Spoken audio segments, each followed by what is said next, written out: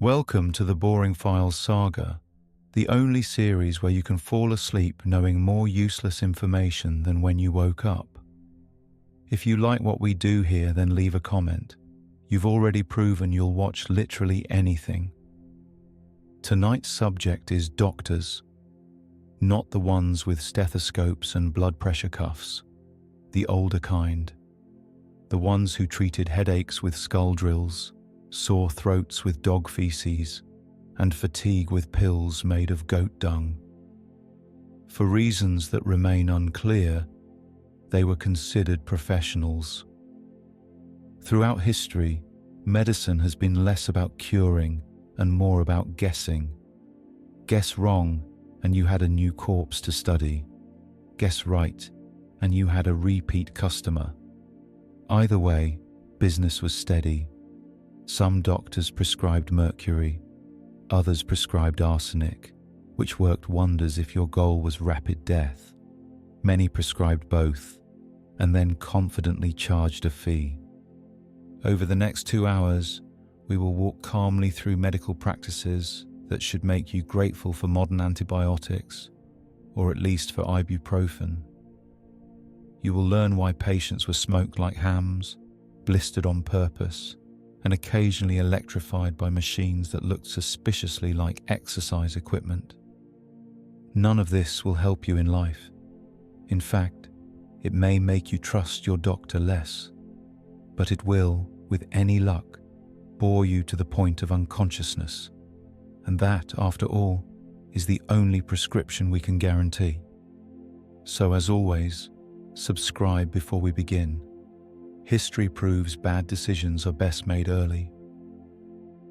Part 1. Digestive and Internal Cures. We begin with the digestive system, a part of the body that doctors have tampered with for centuries in ways both imaginative and unpleasant. While modern medicine concerns itself with balanced diets and probiotics, earlier physicians preferred remedies that involved smoke, dung, and tonics that could double as industrial cleaners. These treatments were not designed with comfort in mind, but with the conviction that if something felt horrible, it must be doing some good. The most infamous of these was the tobacco smoke enema. In the 18th century, this was regarded as a perfectly serious medical procedure. The patient, often unconscious from drowning or collapsed from illness, would be treated by inserting a long tube into the rectum and inflating it with tobacco smoke using a bellows. The belief was that the warmth and stimulation would revive the body, as if life itself could be restarted with a puff of smoke in an unfortunate location. Entire kits were stationed along the River Thames for this very purpose, meaning that a Londoner fished out of the water could expect a blast of smoke before receiving so much as a blanket. It was considered cutting-edge resuscitation. Tobacco was thought to be invigorating, and the rectum was believed to be a fast track to the bloodstream. Doctors delivered the treatment with complete confidence, rarely pausing to consider whether the patient wanted to be resuscitated in this particular fashion. This was only the beginning of digestive medicine's long history of indignities. From pills made of goat dung to miracle elixirs that cured nothing, the digestive tract was treated as a laboratory for every bold idea that passed as science. And unfortunately, patients had little choice but to comply. Medicine has never lacked creativity, and sometimes that creativity has gone in unfortunate directions. Among the more memorable digestive cures was the humble goat dung pill. Doctors of earlier centuries believed these little pellets could treat stomach problems, fevers, and even general weakness. In reality, they were exactly what they sound like: animal waste rolled into swallowable doses. The reasoning behind this practice was rooted in the old theory of humours. If the body's fluids were out of balance, then drastic measures were called for. Goat dung was considered a purgative, something so unpleasant that it would force the body to react. If it made a patient vomit or purge, that was taken as proof of success. The worse the treatment felt, the more certain the doctor was that it must be working. Preparation was carried out with the same seriousness given to any medicine. Dried goat droppings were ground to a powder, sometimes mixed with honey or herbs, and pressed into small pills. Apothecaries even wrote out recipes, noting proportions and binding agents as if they were handling rare and valuable ingredients. Patients were advised to take the pills regularly, though the experience was unlikely to inspire loyalty to either the treatment or the doctor. Reports of effectiveness were, as one might expect, inconsistent. Some patients may have felt temporary relief, though whether this was due to the medicine or the placebo effect is impossible to know. What is clear is that goat dung pills introduced more risks than benefits. Contaminants and bacteria made them hazardous, and anyone already weakened by illness was unlikely to be improved by swallowing them. Still, the practice endured for centuries, helped along by the authority of doctors and the lack of alternatives. To modern ears, it sounds absurd, but in the context of the time, goat dung pills were simply one option among many equally questionable ones. Compared to mercury tonics, arsenic doses, or worm syrups, dung may even have seemed mild.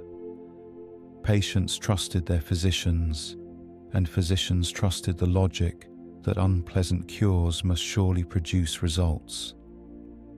Goat dung pills now serve as a reminder of how confidently medicine can go wrong. They highlight the willingness of doctors to prescribe almost anything and the willingness of patients to accept it.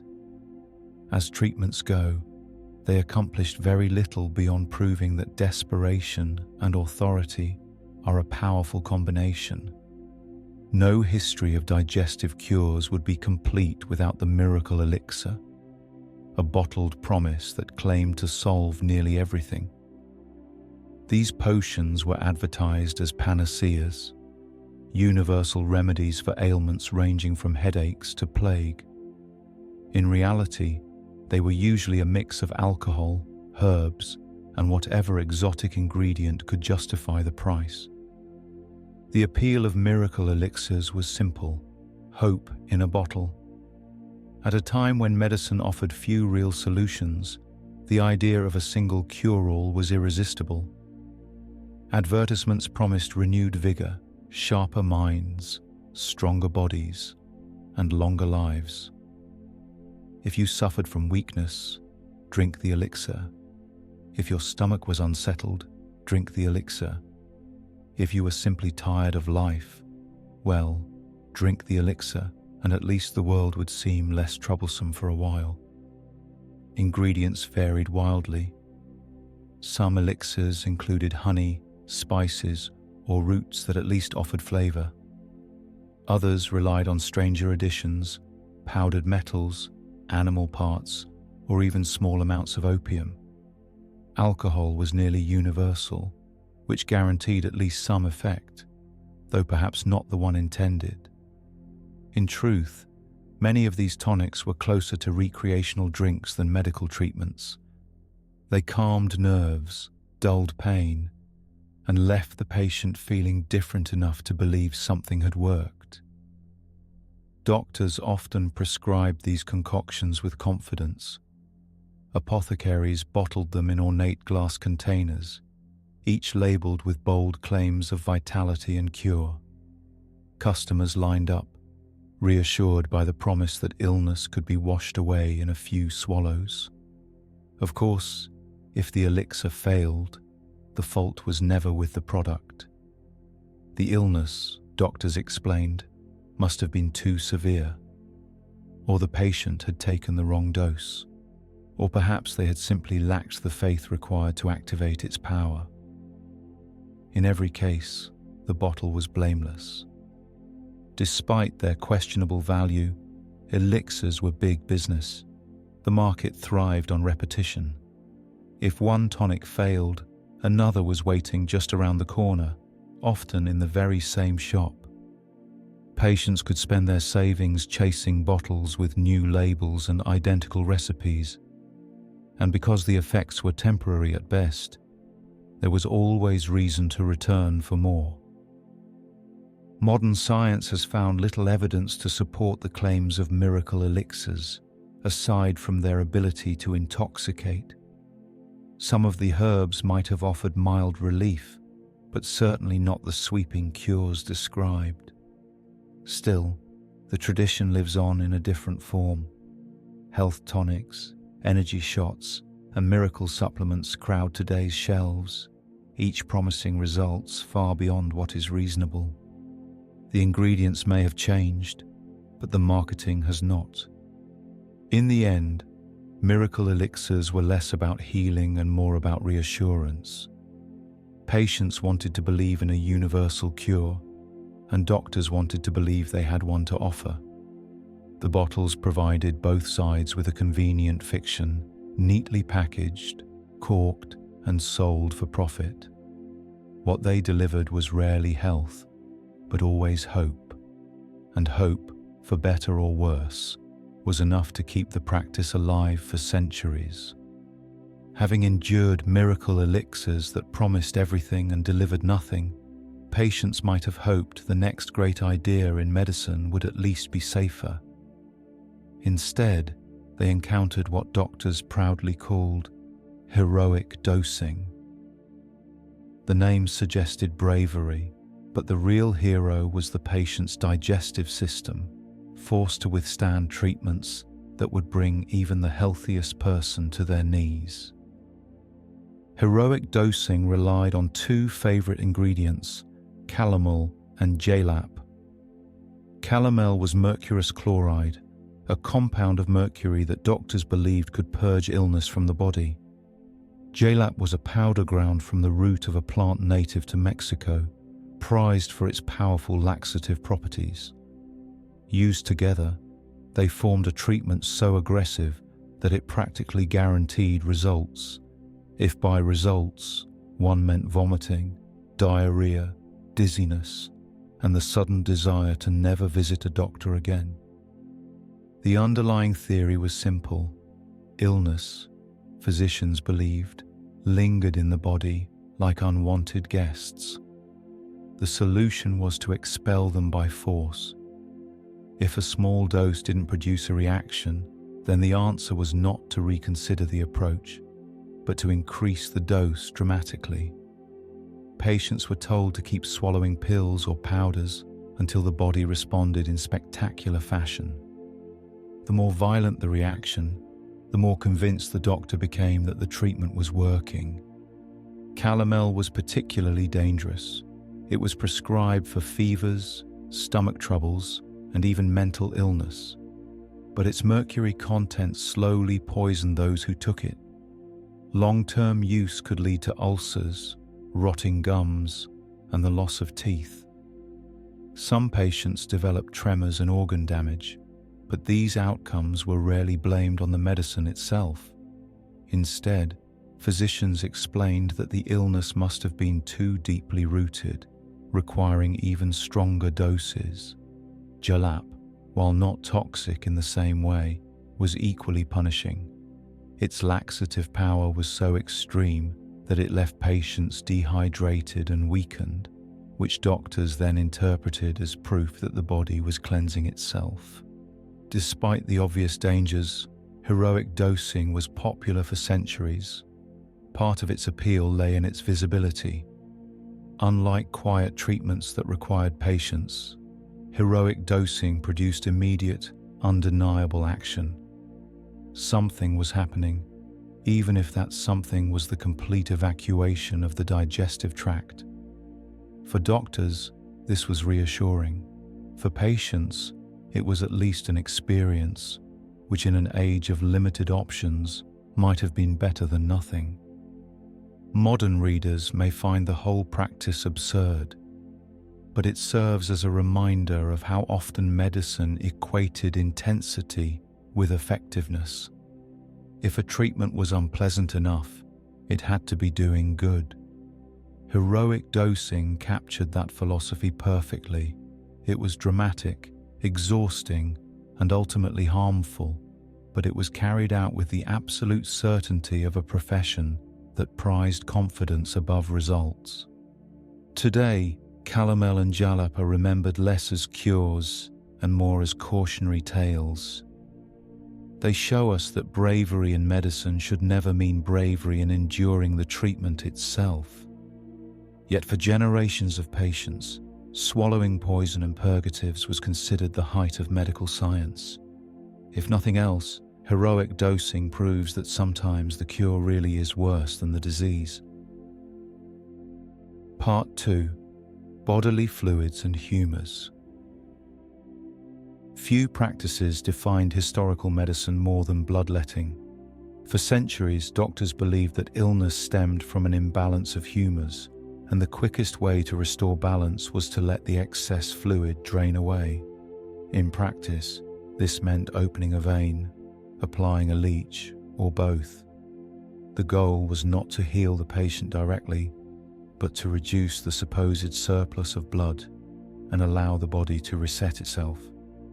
The methods varied. Physicians used small knives or lancets to cut into a vein, collecting the blood in bowls while monitoring the patient's pallor. Texts recommended precise amounts depending on the illness, though these amounts were often more art than science. A patient with a fever might be drained until they were faint. Someone suffering from headaches could expect the same treatment, though focused on veins closer to the skull. If this all sounds repetitive, it was. Almost every illness could be met with the same solution: take out blood and hope for improvement. Leeches were considered a gentler alternative. Apothecaries sold them by the jar, and doctors applied them strategically to draw out blood in smaller, controlled amounts. Patients could leave a session speckled with little wounds, as the leeches detached only after they had had their fill. For certain illnesses, this was repeated again and again until the patient resembled less a person under care and more a long-term buffet for aquatic worms. The practice had its dangers. Too much blood loss left patients weak, dizzy, and sometimes fatally compromised. But when death followed, the fault was rarely placed on the treatment. Physicians often explained that the illness had been too advanced, or that the patient had not submitted early enough. In other words, the cure was always right. It was the patient who failed. Despite the risks, bloodletting remained a cornerstone of medical practice for over a millennium. It was used on peasants and kings alike. Even George Washington, suffering from a throat infection, was bled heavily in his final days, a treatment that almost certainly hastened his death. Yet at the time, this was considered the correct and responsible course of action. To modern minds, bloodletting appears almost comical in its simplicity. The cure for everything was simply to drain fluid until the patient collapsed. But it reveals how deeply the humor theory shaped medicine. Illness was seen not as infection or injury, but as imbalance. And the surest way to restore balance was, unfortunately, to remove what the body most needed to survive. Bloodletting, then, stands as one of history's most enduring odd practices, remarkable not because it was rare, but because it was used everywhere, for nearly everything, long after evidence suggested it did more harm than good. After centuries of draining blood, physicians decided that balance could also be restored with the help of toads. The amphibian, already burdened with an unfortunate appearance, became an unwilling partner in medical experiments. Patients with fever, swelling, or even plague were told to carry one, apply one, or in extreme cases, swallow preparations made from one. It was not the most glamorous chapter in medicine, but it was taken seriously enough to appear in texts and recipes across Europe. The toad's reputation as a healer came from symbolism as much as science. Warts and swellings were common illnesses, and toads had both in abundance. By the logic of sympathetic medicine, the cure resembled the disease. Place the creature against the skin, and the illness would be drawn out like water into a sponge. If the patient improved, the toad was praised as a natural remedy. If the patient worsened, then at least the doctor could claim the toad had absorbed some of the sickness on the way out. Preparation methods became increasingly creative. Some toads were dried in ovens and crushed into powder, later mixed into potions. Others were worn in small bags around the neck, like living amulets. In rare cases, they were strapped directly to a tumor or sore, where they either hopped off in protest or expired on the spot. The sight of a physician carefully tying a toad to someone's body might seem absurd today, but at the time it carried the same weight as a modern prescription pad. The practice had little chance of working, but it endured. Desperate patients were willing to try almost anything, and the humble toad was plentiful, cheap, and easy to obtain. If nothing else, the ritual gave the appearance of action, which in medicine has always been half the battle. And occasionally, when an illness resolved on its own, the credit went straight to the amphibian. Modern readers may be tempted to laugh at such treatments, but they reveal a consistent truth about medicine's past. Cures were judged by confidence, not outcomes. A doctor who prescribed a toad with authority was rarely questioned, no matter the results. The patient might not survive, but the doctor's reputation did. In the end, the toad became less a healer than a scapegoat. When patients died, the blame was shifted to the creature, which had absorbed more disease than it could handle. When patients survived, the toad was celebrated as proof of nature's wisdom. Either way, the doctor's judgment remained beyond reproach. Today, toads have returned to their rightful place in gardens and ponds, free from the burden of curing humanity.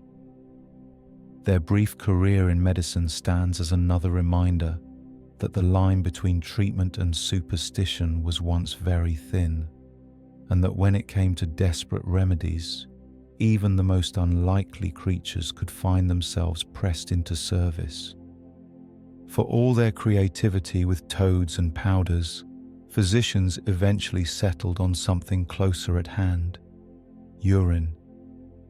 Few substances were studied with more confidence or more enthusiasm than the contents of a patient's flask.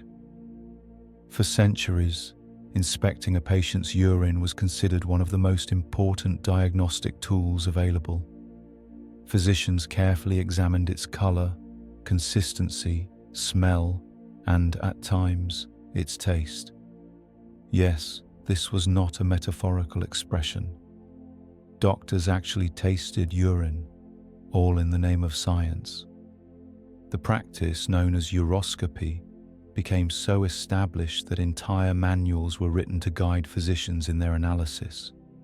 Diagrams were printed showing shades of yellow, brown, and red, each linked to a specific imbalance of humors. A pale color suggested weakness, while a deep hue indicated excess heat. Sediment was considered especially revealing, as if the patient's health could be read like tea leaves at the bottom of a cup. Patients were often instructed to bring samples to their physician, carried in flasks that became iconic symbols of the profession.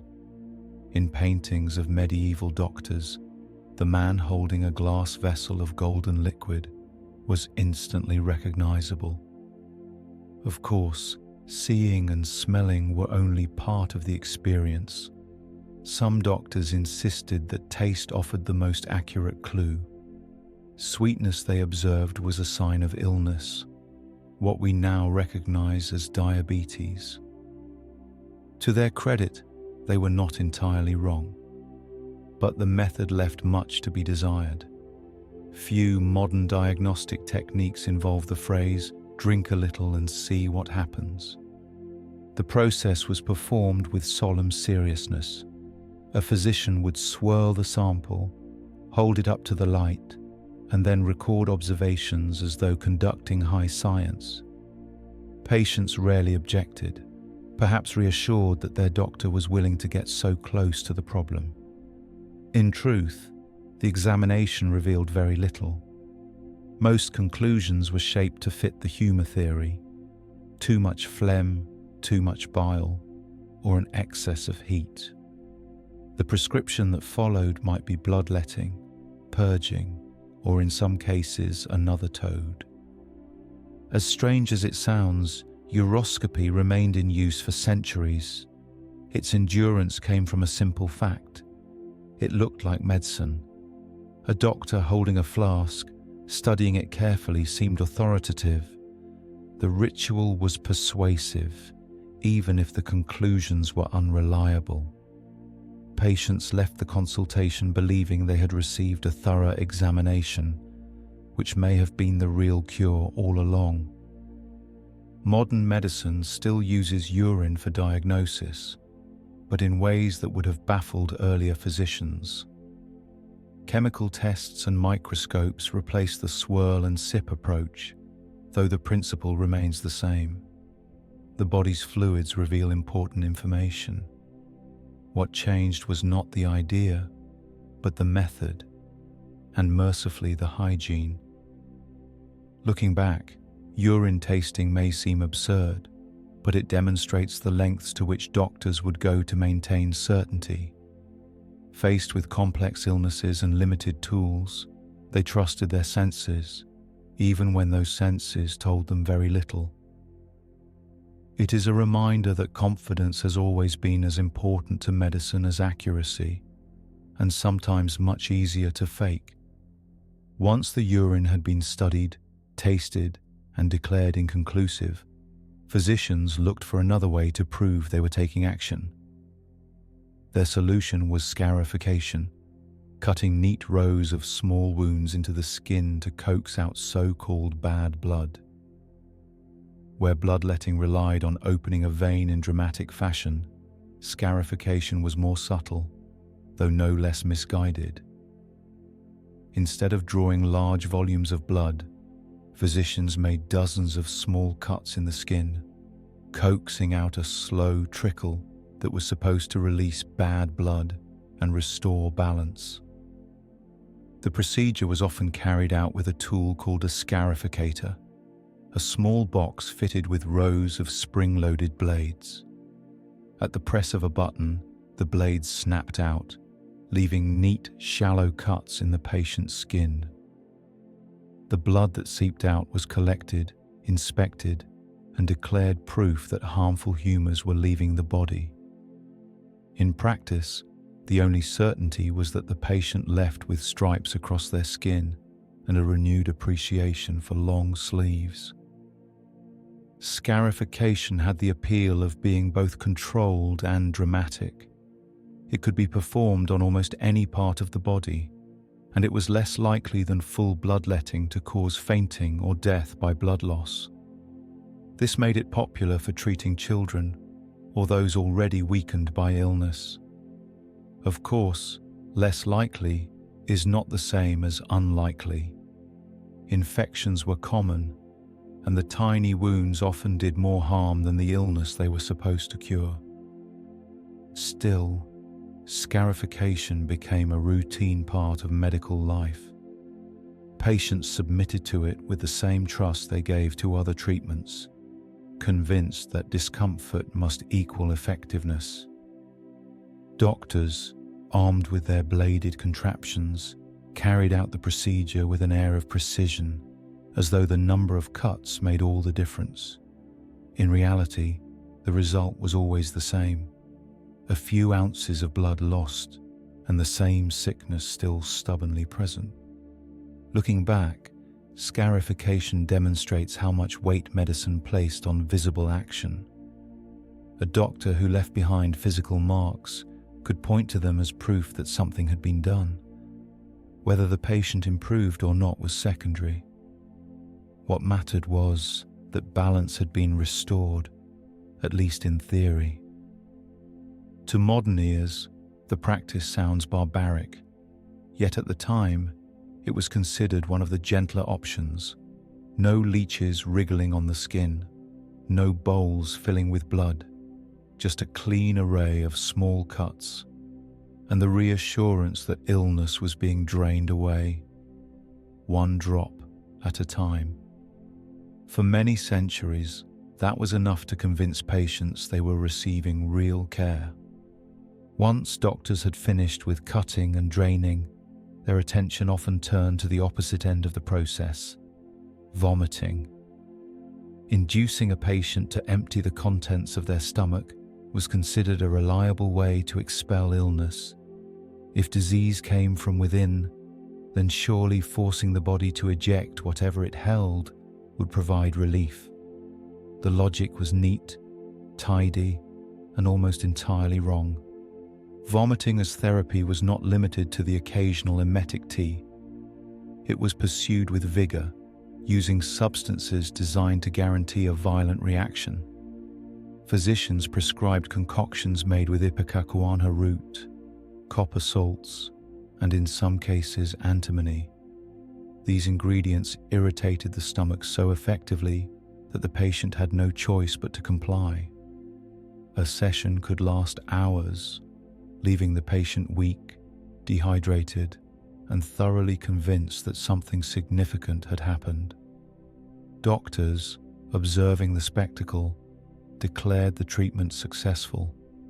The practice fit comfortably within the humor theory. If bile was excessive, the cure was to eject it. If food had been poorly digested, the cure was to eject it. If a mysterious illness refused to yield, the safest option was to eject everything and start over. Patients were encouraged to view the ordeal as a cleansing process, as though health could be restored by reducing the stomach to a blank slate. Of course, the side effects were obvious. Repeated vomiting stripped the body of fluids and electrolytes, weakening patients who were already fragile. Throats became raw, stomachs inflamed, and fainting spells were common. Yet these complications were often reinterpreted as signs of progress. The more dramatic the purge, the stronger the belief that toxins were being expelled. The fact that patients sometimes died during or after the treatment was attributed not to the therapy, but to the stubbornness of the disease. Despite its risks, induced vomiting persisted well into the 19th century. Apothecaries sold powders and tinctures specifically designed to produce the effect, and physicians recommended them with unwavering confidence. Some even advocated routine vomiting as a preventive measure, a kind of seasonal cleansing to keep the humors in balance. In households that could afford it, an emetic was as common as any other household remedy, ready to be deployed whenever illness, or mere suspicion of illness, appeared. To modern audiences, the practice seems both unnecessary and cruel, but in its time, it represented certainty. Something was happening, and that was better than nothing. Patients who staggered away from the experience, pale but alive, could be reassured that they had undergone a real medical procedure. That the illness often continued unchanged was almost beside the point. In the end, induced vomiting reveals once again how medicine has long confused visible action with actual healing. The treatment created movement, drama, and a sense of urgency. For both doctor and patient, that was enough. Whether health was restored or not was almost secondary. so long as the stomach had been emptied and the theory of humours had been obeyed. After doctors had finished draining blood, cutting skin, and emptying stomachs, it was perhaps inevitable that they would look for even more dramatic ways to reset the body. By the 20th century, the humour theory had faded, but the habit of extreme intervention lingered. Out of this came insulin coma therapy, a treatment that pushed the body into convulsions and unconsciousness in the hope that it would emerge somehow cured. The method was introduced in the 1920s as a psychiatric treatment, particularly for schizophrenia. Patients were given massive doses of insulin, far beyond what the body could handle. The result was a sharp drop in blood sugar, leading to confusion, seizures, and finally coma. Doctors watched carefully, not out of concern that they might be poisoning someone, but to monitor the length of unconsciousness before attempting revival. After an hour or so, glucose was administered to bring the patient back. The cycle could be repeated daily, 5 or 6 times a week, sometimes for months. The reasoning was bold, if not exactly logical. Advocates claimed the therapy shocked the brain into improved functioning. Some reported temporary improvements in mood or behaviour, though these were likely the result of exhaustion rather than genuine recovery. Others showed no change at all. Still, hospitals adopted the practice widely, filling wards with patients lying in induced comas, each one considered an experiment in progress. The risks were obvious. Overdose could kill. Prolonged comas damaged organs and left patients debilitated. Convulsions caused injuries, and memory loss was common. Yet for a time, the treatment was hailed as revolutionary. Photographs from the period show rows of patients undergoing the therapy, their bodies monitored while doctors and nurses observed with the calm detachment of scientists taking notes. To outsiders, it looked more like punishment than medicine. What made insulin coma therapy especially unsettling was its sheer routine nature. Unlike bloodletting or vomiting, which were messy but short-lived, this was a scheduled activity. Patients knew that every morning they would be injected, collapse, and spend hours unconscious before being revived to repeat the cycle the next day. For families desperate for hope, the spectacle seemed impressive. For patients, it was simply another ordeal to survive. Eventually, the treatment fell out of favour, replaced by electroshock therapy and psychiatric drugs. But its existence demonstrates how medicine often confuses intensity with progress. If a treatment was dangerous, exhausting, and dramatic, it was assumed to hold promise. The fact that patients emerged no better, or sometimes worse, did little to slow its rise. In hindsight, insulin coma therapy feels like the logical conclusion of centuries of humour-based medicine. Where earlier doctors drained fluids or forced purging, modern physicians injected chemicals to achieve the same end: visible, undeniable action.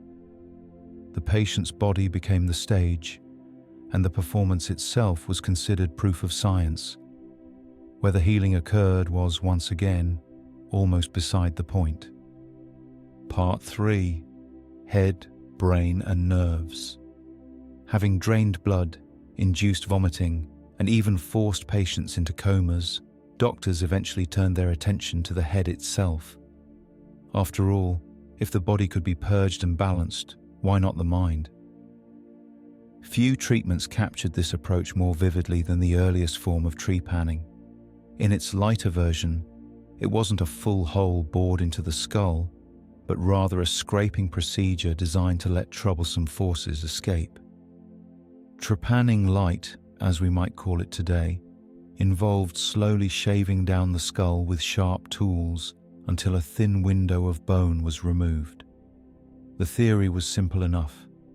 If headaches, seizures, or madness were caused by pressure or spirits trapped in the head, then creating an exit would solve the problem. The patient, in theory, would feel relief as the offending influence drifted away. In practice, most experienced pain, blood loss, and a strong desire to never book a follow-up appointment. The process was carried out with surprising regularity. Archaeological evidence shows skulls with neat circular scrapes, some of which even healed, proving that a few patients survived the ordeal. Whether they felt better afterward is less clear.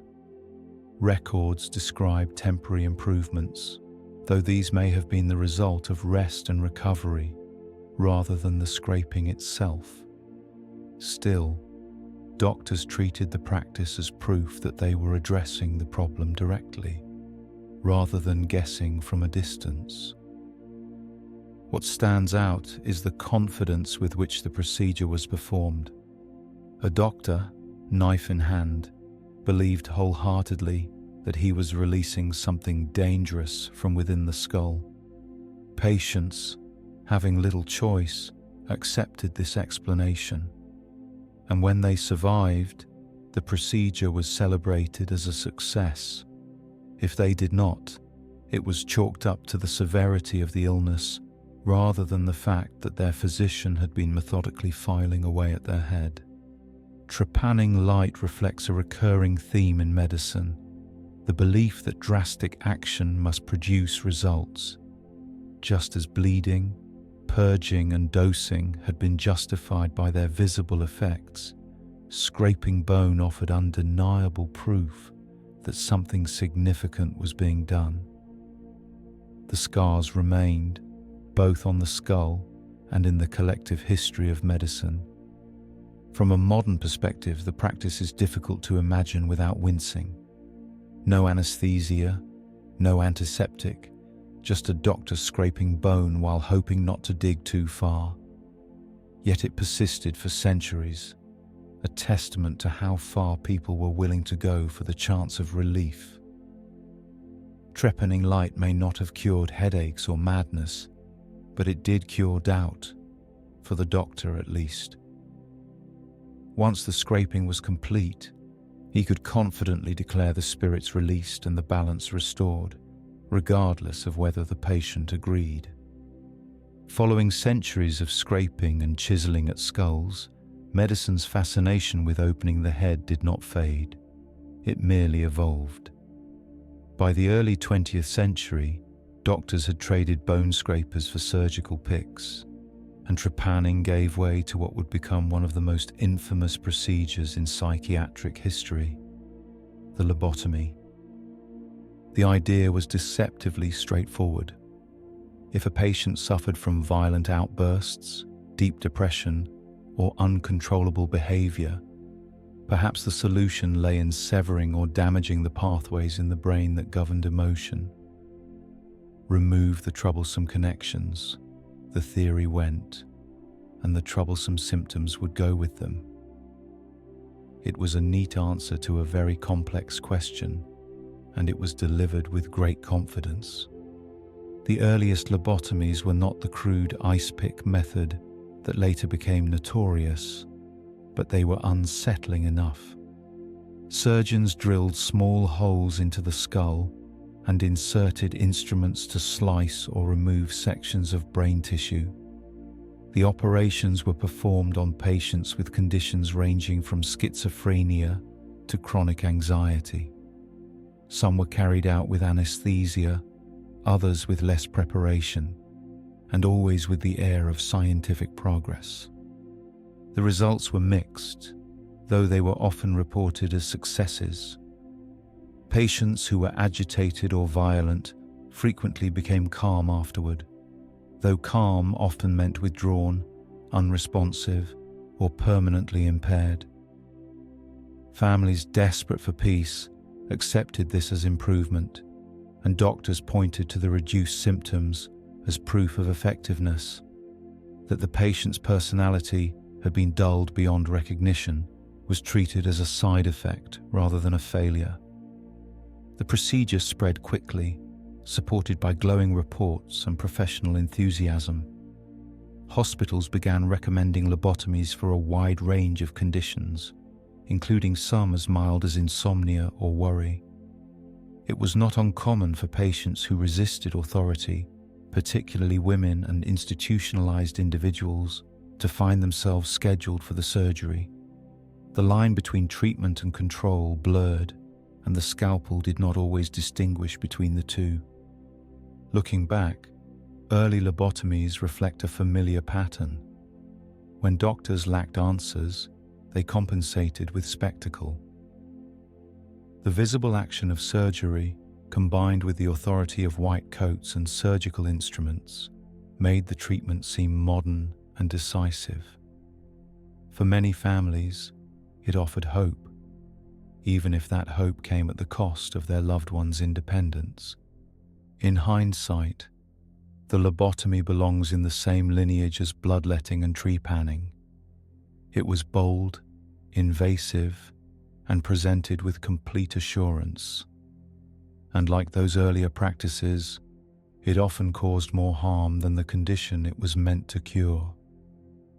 Yet for decades, it was embraced as a legitimate medical breakthrough, proof that confidence and conviction could carry a practice further than evidence ever should have allowed.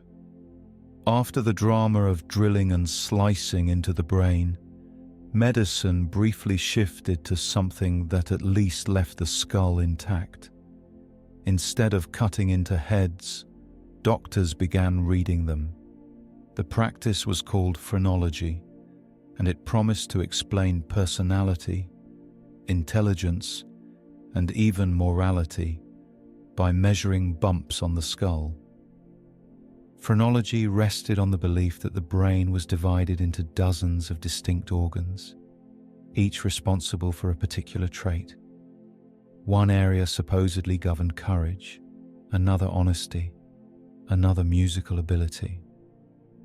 If that region of the brain was overdeveloped, the skull above it would bulge outward. If underdeveloped, it would dip inward. By carefully running their fingers across a patient's head, phrenologists claimed they could map character, diagnose tendencies, and sometimes predict future behavior. The process was carried out with solemn precision. Patients sat still while the practitioner examined their skull with calipers and measuring charts. Observations were recorded in neat diagrams that looked scientific, even if the science behind them was non-existent. A pronounced ridge above the eye might be taken as evidence of aggression, while a rounded curve near the crown of the head could be celebrated as proof of kindness. The language was authoritative, the conclusions often flattering, and the demand for readings grew. For doctors and lay practitioners alike, phrenology had obvious appeal. It required no bloodletting, no surgery, and no risk of infection. Better still, it gave quick, tangible answers to complex questions. Why was a child struggling in school? The shape of the skull said it all. Why did someone commit a crime? The bumps on their head could explain it. Entire careers were built on these assessments, and patients accepted them with the same seriousness as any other medical consultation. Of course, the practice had its darker uses. Employers used phrenology to judge job applicants. Couples consulted it before marriage. Some governments toyed with it as a tool for policing. In each case, the results reinforced existing prejudices, dressed up as medical fact.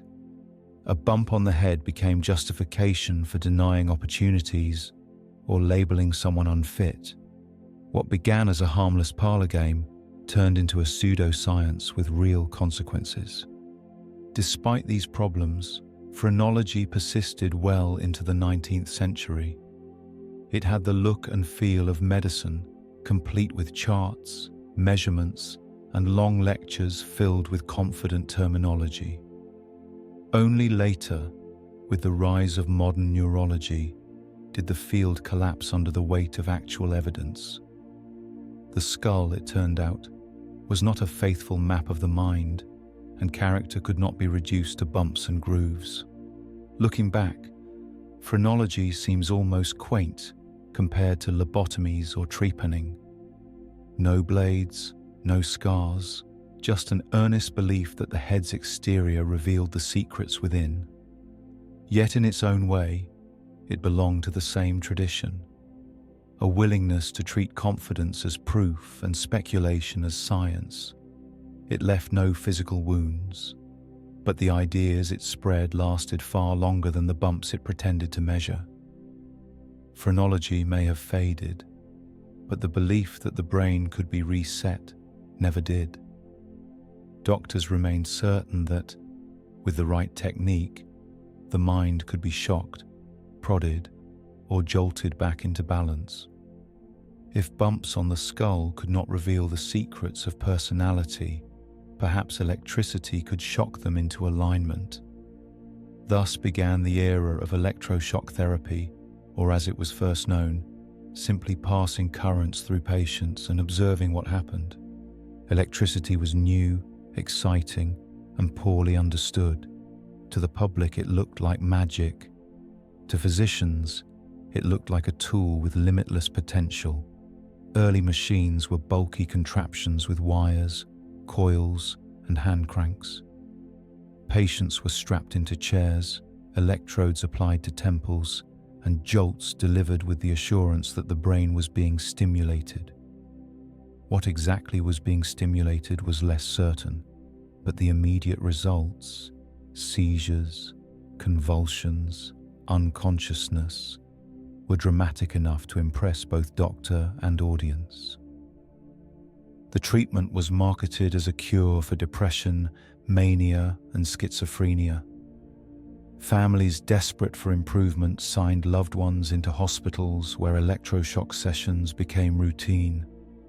A single treatment might be repeated several times a week, with the hope that enough electricity would eventually reset the patient's condition.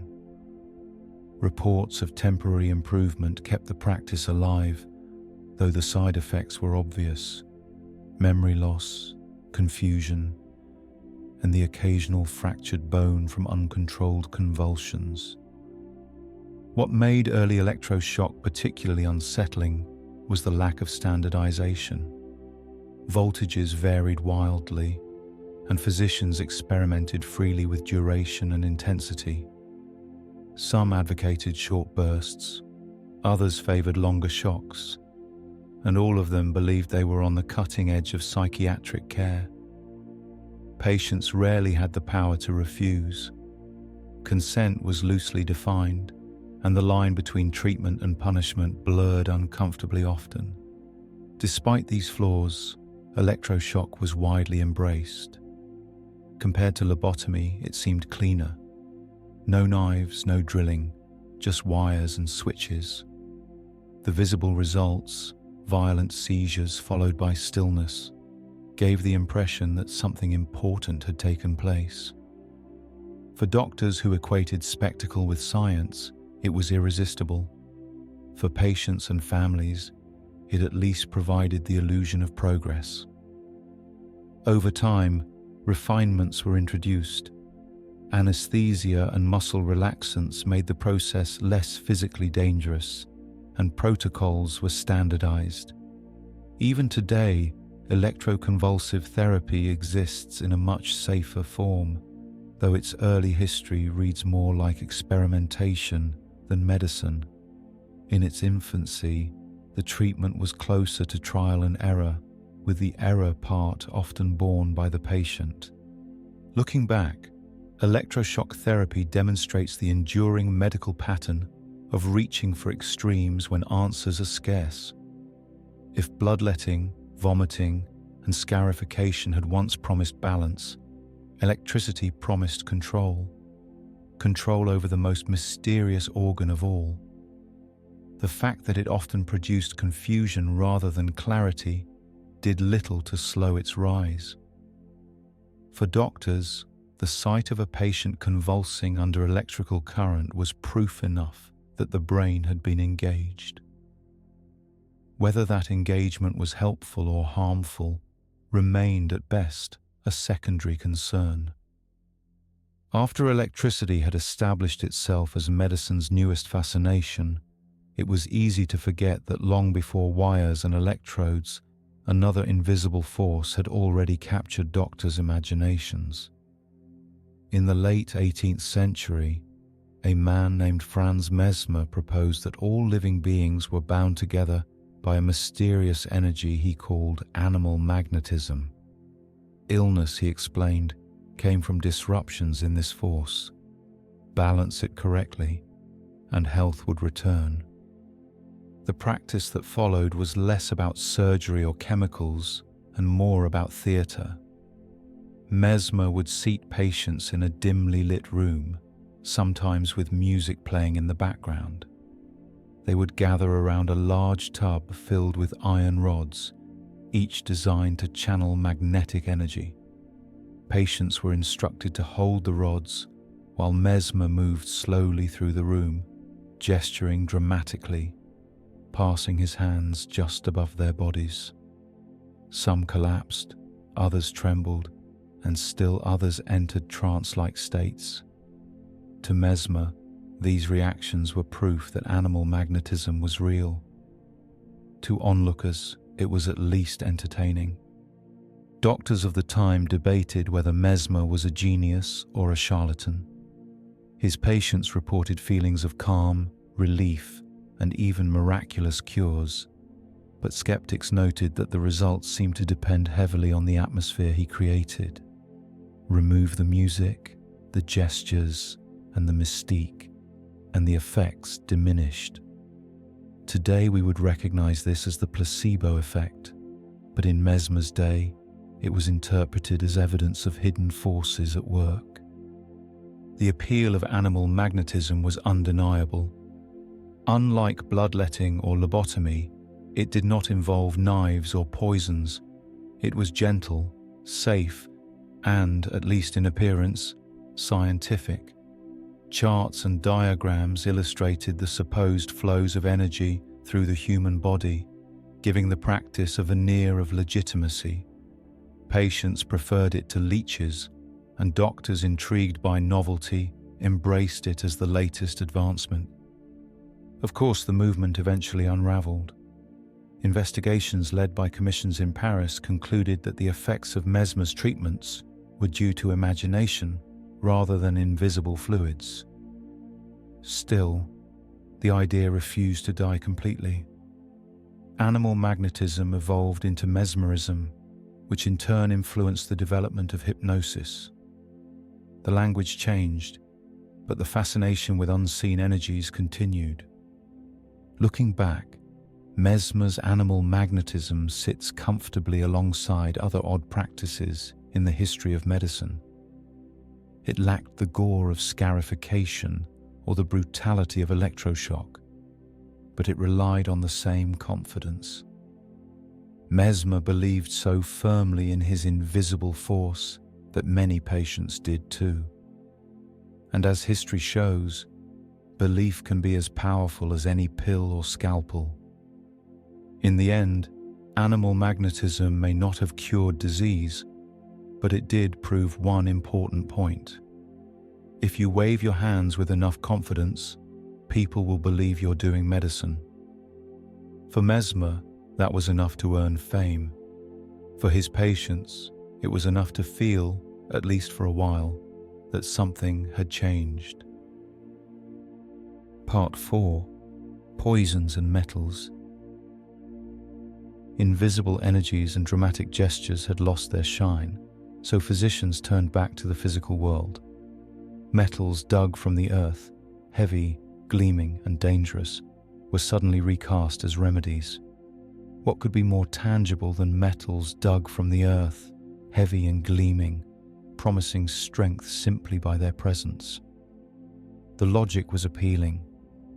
If these substances were powerful enough to shape tools, coins, and empires, surely they could shape human health as well.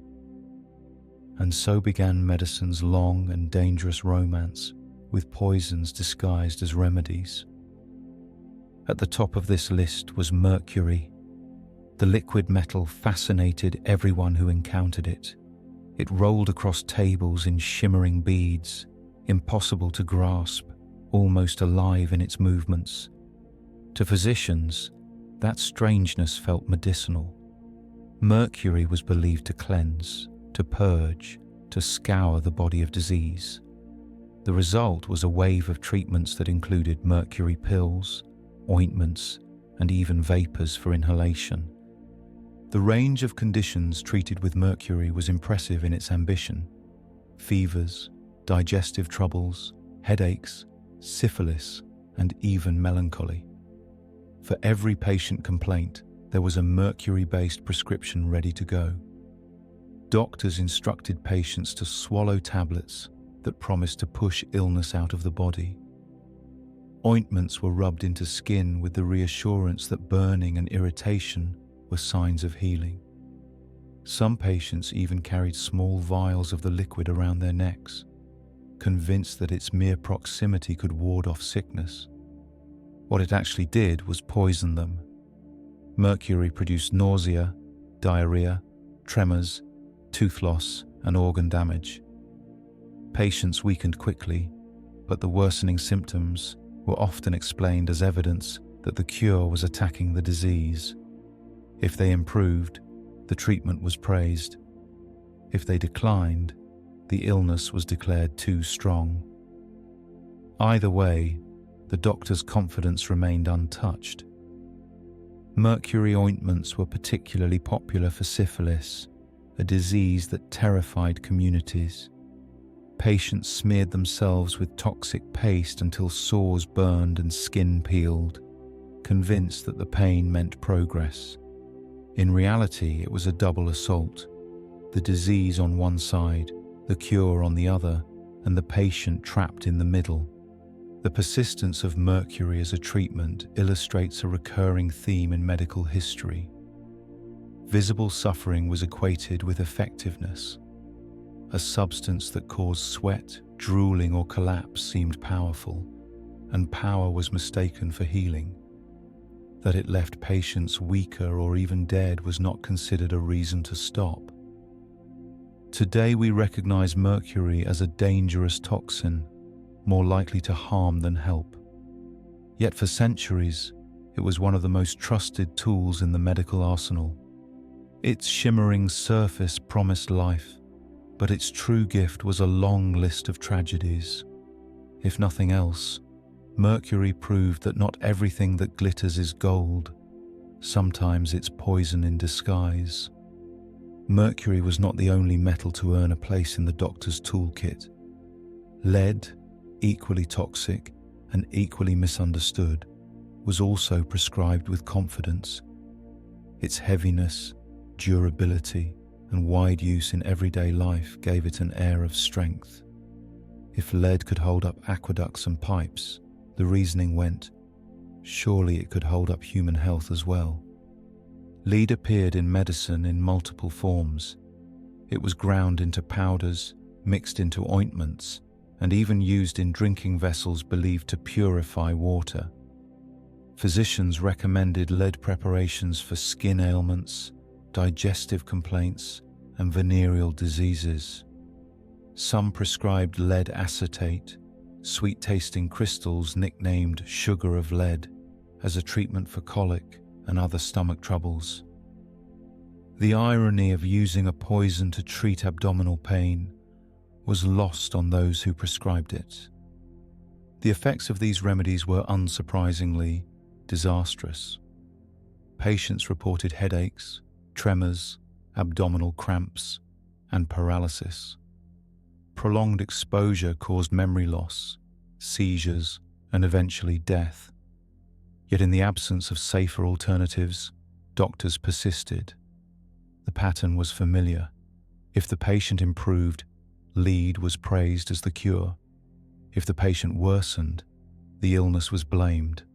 The medicine itself was rarely questioned. Lead's dangers extended beyond the doctor's office. Everyday life was saturated with it. Pipes carried water laced with trace amounts. Cosmetics used it for whiteness, and even wine was sometimes sweetened with lead acetate. The line between treatment and poisoning was so blurred that it hardly existed. Patients who arrived at a physician's door already suffering from lead exposure were sometimes prescribed more of the very substance that had made them ill. Despite its obvious harm, lead retained an aura of respectability. Its presence in Roman engineering and its usefulness in daily life gave it credibility. Doctors pointed to its strength as evidence of its medicinal value, ignoring the mounting casualties in its wake. Like mercury, lead was a cure that never cured, only harmed, but it looked impressive enough to be trusted. In retrospect, lead remedies show how medicine often confused availability with effectiveness. Because lead was common, it was assumed to be safe. Because it was heavy and permanent, it was assumed to be powerful. Patients paid the price for those assumptions, enduring treatments that did nothing to heal and everything to shorten their lives. Today, lead is recognized as a serious environmental hazard, carefully avoided rather than prescribed. Yet for centuries, it was handed out with confidence, a reminder that medical certainty has never guaranteed medical truth. The story of lead-based remedies is less about healing than about trust misplaced in the wrong material. Trust that glittered with authority but carried poison in its weight. Arsenic entered the medical stage with a reputation already secured. It was famous as a poison. That reputation did not discourage doctors. On the contrary, they argued that a substance strong enough to kill in large doses must surely be able to heal in smaller ones. Unlike mercury or lead, which had the benefit of looking unusual or feeling heavy, arsenic was notorious for its reputation as a poison. Yet this reputation did not prevent doctors from prescribing it. Instead, they embraced it, convinced that something strong enough to end life in large doses must surely be able to restore balance in smaller ones. Arsenic appeared in countless preparations, often labeled as tonics or restoratives. Tiny amounts were mixed into pills, powders, and even liquid solutions. Patients were told it could treat fevers, skin diseases, and digestive complaints. In the 19th century, arsenic water was marketed as a beauty aid, promising clearer skin and a brighter complexion. Advertisements spoke of vitality and radiance, neglecting to mention the more likely outcomes of nausea, hair loss, and organ failure. For doctors, arsenic seemed versatile. It was prescribed for malaria before quinine became common. It was offered for tuberculosis, anemia, and even asthma. In some cases, it was recommended as a general pick-me-up, a kind of chemical coffee for those who felt tired or unwell. Patients dutifully swallowed their doses, reassured by the authority of the physician, unaware that their medicine was slowly eroding their health. The side effects were as grim as one might expect.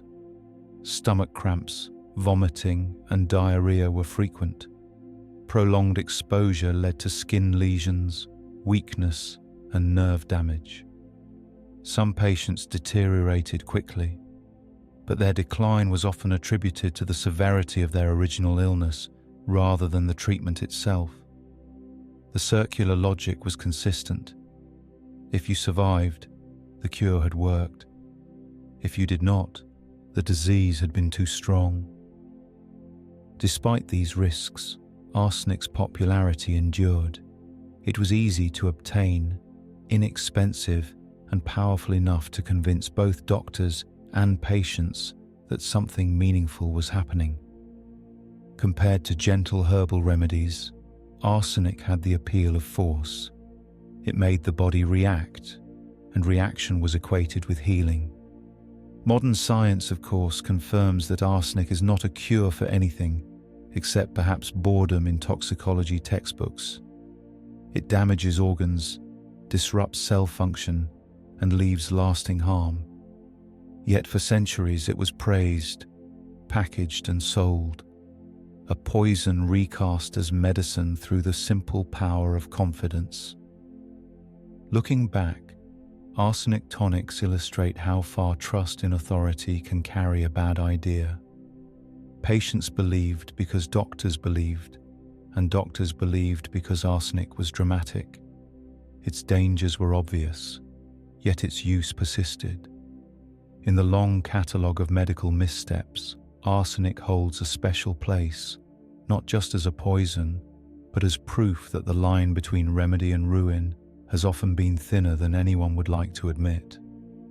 After mercury, lead and arsenic, one might think physicians had exhausted the list of metals worth swallowing. But the appetite for dangerous cures was insatiable, and so antimony entered the picture. Unlike other metals, antimony was not prescribed to quietly cleanse the body or brighten the complexion. It was chosen for its ability to make patients vomit, loudly, violently, and on command. The most popular form was antimony wine, a preparation that combined the metal with alcohol to create a guaranteed purge. Patients were instructed to drink it when suffering from fevers, stomach complaints, or mysterious ailments that refused to budge. The effect was immediate and dramatic. Within minutes, the patient was doubled over, expelling the contents of their stomach with enough force to convince anyone in the room that illness was being driven out. For doctors, this was reassuring proof. For patients, it was reassurance of a different kind. Reassurance that they would never forget the experience. The practice fit neatly into the long tradition of heroic medicine. If the body was unwell, it had to be shocked back into balance. Antimony offered visible action, something unmistakable that neither doctor nor patient could ignore. A quiet herbal tea could be dismissed as ineffective, but antimony wine left no doubt that something powerful had taken place. The more dramatic the purge, the more certain the physician felt that the cure was working. Of course, the side effects were less comforting. Repeated doses weakened the body, dehydrated patients, and often caused lasting damage to the digestive tract. Some patients never recovered at all. But these outcomes were rarely blamed on the treatment. Instead, doctors explained that the illness had been too advanced, or that the patient had waited too long before seeking help. The medicine itself was considered blameless. Antimony's reputation spread far and wide, even beyond medicine. In some households, small cups were made from the metal. Wine poured into them absorbed trace amounts of antimony overnight, creating a ready-made purge for anyone who drank it in the morning. Families treated this ritual as preventive care, though in reality it was more of a test of endurance. Survive the daily purge, and you were pronounced healthy. Fail, and you were declared a victim of fate rather than of the cup. The persistence of antimony reveals a familiar pattern. Doctors and patients alike were convinced that suffering must equal healing. The violent reaction was the cure, not a side effect. And as long as patients staggered away pale, empty and trembling, the treatment was declared a success. Today, antimony survives mostly in chemistry labs, not medicine cabinets. Its legacy, however, lingers as a reminder of how often the appearance of action was mistaken for actual progress. In the long list of medical oddities, antimony wine deserves recognition not just for its violence, but for the confidence with which it was prescribed. It was less a cure than a performance, one that left patients drained, doctors satisfied, and the line between treatment and torment blurrier than ever. Few cures in history managed to be both fashionable and fatal at the same time. Radium tonics achieved both with a faint glow that promised vitality but delivered slow decay. Discovered at the end of the 19th century, radium seemed almost magical, an element that lit up the dark, visible proof that nature still held mysteries waiting to be harnessed. For doctors and marketers eager to impress, the glow was reason enough to call it medicine. Within years, radium was showing up in pills, ointments, and bottled waters. Advertisements spoke of renewed energy, sharper minds, and a youthful complexion. A drink called Radithor became especially popular, marketed as perpetual sunshine in a bottle. Patients were encouraged to sip it daily, sometimes in large quantities, as though radioactivity itself could tune the body like a fine instrument. The appeal was strongest among the wealthy, who could afford to treat themselves to exotic health products. Pharmacies displayed glowing bottles like trophies, their eerie shine serving as both sales pitch and supposed evidence of effectiveness. Doctors recommended them with the same seriousness they once reserved for mercury or arsenic. The fact that no one fully understood what radium did inside the body was treated less as a problem and more as an opportunity. The consequences revealed themselves slowly. Radium settled into bones and organs, where its radiation quietly ate away at living tissue. Patients developed anemia, rotting jaws, and cancers that spread with merciless speed. The most famous case was Eben Byers, an American socialite who drank enormous amounts of Radithor. By the time he died in 1932, his body was so radioactive that it required a lead-lined coffin. His jaw had disintegrated, but official reports still described his passing with the understated phrase, "Radithor worked fine until his jaw came off." Even these tragedies did little to stop the enthusiasm. Companies expanded their lines to include radium cosmetics, promising glowing skin that sometimes glowed in the wrong way. Radium toothpastes hit the shelves, marketed as the key to brilliant smiles. Children's toys and household products were painted with radium for fun, ensuring the entire family could share in the exposure. Health and marketing had become indistinguishable, united by a faint, dangerous shine. In hindsight, it is remarkable how quickly radium went from scientific marvel to mass-market commodity. Its danger was disguised by its novelty, and its glow made people believe it must be powerful.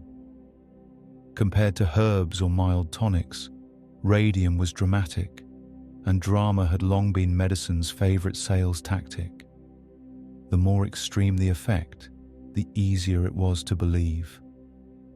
Today, radium remains a cautionary tale. Its brief career as a cure shows how easily hope and spectacle can override caution. Patients trusted glowing bottles, doctors trusted novelty, and both paid the price. What survived was not health, but another lesson in how confidently medicine can embrace disaster, so long as it comes packaged in a convincing light. Part 5. Animals and strange ingredients. If metals could be swallowed, scraped, and smeared in the name of health, it was only natural that animals and other odd ingredients would also be drafted into service.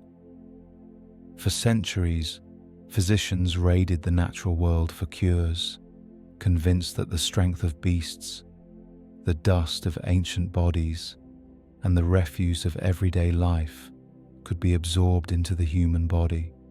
Some of these remedies were symbolic, others practical in appearance, but almost all of them were bizarre.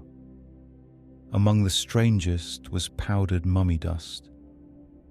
During the Renaissance, ground-up remains of ancient Egyptian mummies were shipped to Europe, marketed as powerful medicine. Apothecaries sold it by the ounce, and doctors prescribed it for headaches, bruises, and even epilepsy. Patients were told that the preserved vitality of the ancient dead would transfer to the living. What they actually received was a mixture of crumbled linen, resin, and human remains. The supply chain was unreliable, so when authentic mummies ran short, resourceful merchants simply ground up any convenient corpse and sold it as the real thing. The idea persisted because it sounded plausible within the framework of sympathetic magic. A body that had resisted decay for thousands of years must have some preserving power worth borrowing. If a patient with chronic illness consumed it, they too might resist decay. At least, that was the promise. In practice, the only thing consumed was faith in the physician's judgment. The popularity of mummy dust was so great that it became a staple in European medicine for centuries. Artists even complained that valuable mummies were being destroyed for medicine rather than preserved for study. Patients, meanwhile, dutifully swallowed spoonfuls of powdered remains, reassured by doctors who claimed it was both rare and potent. For the wealthy, it was an exotic cure that carried prestige.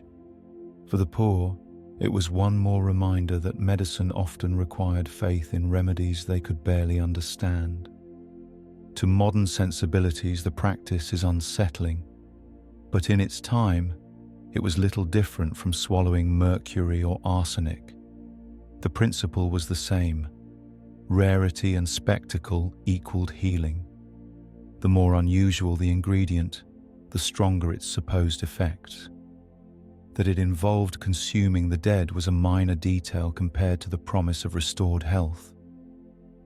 Looking back, powdered mummy dust demonstrates how far doctors were willing to stretch their imagination when searching for cures.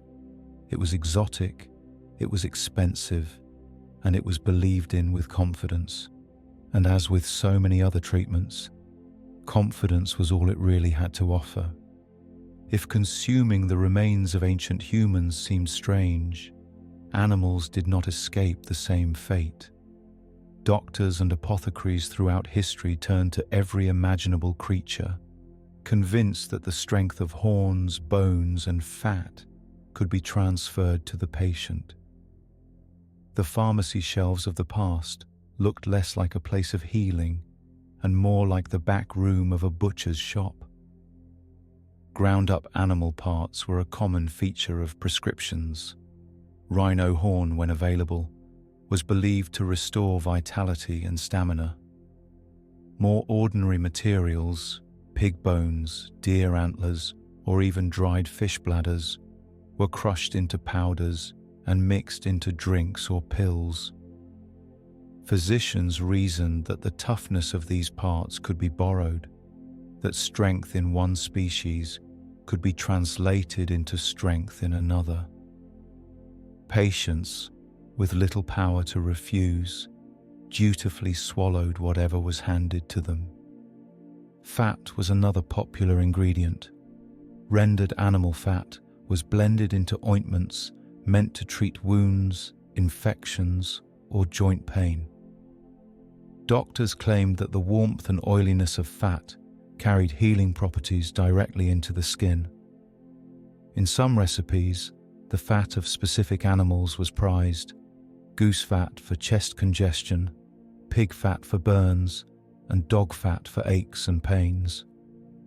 Whether these assignments were based on observation or simple improvisation is difficult to say, though the results were rarely impressive.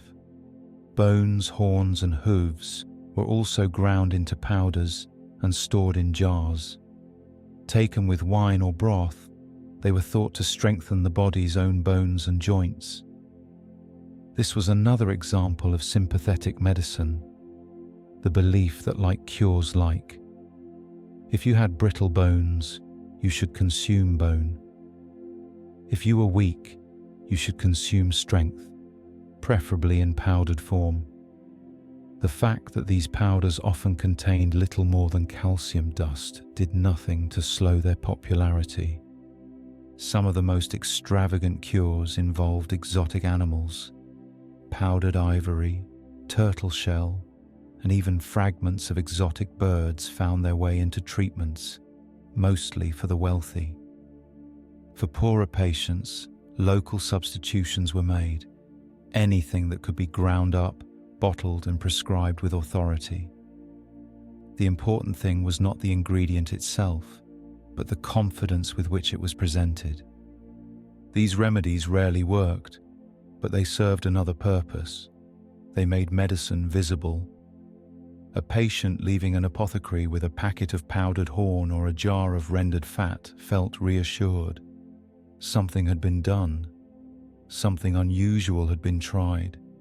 And often, that was all the reassurance they needed to believe improvement was possible. Today, the idea of grinding up animals for medicine feels primitive, though traces of it remain in modern supplement markets. The same promises of strength, vitality, and endurance still appear on bottles, even if the ingredients have changed. What hasn't changed is the confidence in selling hope packaged in powders and capsules. Looking back, the reliance on animal parts shows once again how easily medicine drifted into ritual. The body was not healed by these concoctions, but the belief in them was powerful enough to sustain the practice. In the long story of odd medical cures, ground-up animal parts were less a solution and more a symbol. Proof that when faced with illness, people will try almost anything, so long as it comes with a confident explanation. Having already crushed horns, bones, and fat into powders, physicians also experimented with animals in their original form. Instead of reducing them to dust, they placed them directly on the body, hoping that the living creature's vitality, or at least its willingness to sit still, would absorb illness. This was the logic behind live animal poultices, a treatment that turned medical visits into something resembling a petting zoo with fewer smiling children. Frogs were among the most common choices. A frog, split open or kept alive, might be bound against an inflamed throat with strips of cloth. The idea was that the creature's moist, cool skin would draw out the heat of the infection. In some cases, multiple frogs were rotated in shifts, as though the doctor were managing a work schedule for amphibians. Patients endured the indignity, comforted only by the promise that their suffering was being shared by the frog. Pigeons also had their turn as medical assistants. Doctors believed that a freshly killed bird, applied warm to the soles of a patient's feet or the chest, could absorb fevers or respiratory distress. Accounts describe households rushing to secure pigeons whenever illness struck, which must have been alarming news for the local dovecotes. Once the bird cooled, another was fetched, and the process repeated until either the fever broke or the supply of pigeons ran out. Worms made appearances as well. Mixed into pastes or applied directly, they were said to help with infections and skin conditions. The sight of a physician calmly pressing worms against a patient's wound might sound like parody today, but in its time it was carried out with clinical seriousness. What united these practices was the belief in transference, that sickness could be moved from human to animal, leaving the patient lighter, cleaner, and healthier. When the frog died or the pigeon stiffened, it was declared proof that the illness had been absorbed. The doctor's role was simply to orchestrate the exchange, with confidence filling in for evidence. The results were predictably inconsistent. Some patients recovered, though likely from the natural course of their illness, rather than the intervention. Others worsened, but this was rarely blamed on the poultices. As with so many treatments, the outcome was interpreted to suit the theory. Survival proved success, decline proved lateness, and death proved the illness had been too strong. The animals, meanwhile, received no credit or complaint. From today's perspective, the whole enterprise seems absurd, wrapping throats with frogs and lining up pigeons as fever reducers. Yet these poultices reveal the same theme that runs through centuries of medicine. Visible action equaled reassurance. Patients could see, feel, and even smell their treatment at work.